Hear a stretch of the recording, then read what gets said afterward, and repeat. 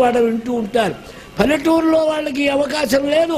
వాడి మీద వీడి మీద వాడు అంతా పాలిటిక్స్ స్వయం. కనుక ప్రతి పల్లెటూరులో పురాణ ప్రవచనం జరిగితే బాగుపడుతుంది. బాగా ఆలోచించండి. ధర్మం, భక్తి. ఒక్క ధర్మమే చాలదా? ఒక్క ధర్మమే. ఎగ్జాంపుల్కి చెప్తున్నా, ఒక్క ధర్మమే పట్టుకొని నడిచిన వాడు ధర్మరాజు. యుధిష్ఠిరో ధర్మమయో మహాద్రుమ. ధర్మరాజు. స్వామివారు వచ్చారు అరణ్యానికి. శ్రీకృష్ణ భగవానుడు, బావా నేను ద్వారకలో ఉంటే నీకు ఈ తిప్పలు వచ్చేది కాదు కదా అన్నారు.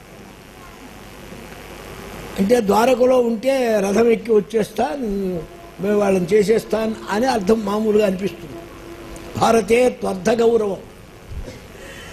ద్వారక అంటే నవద్వారవతి పురి.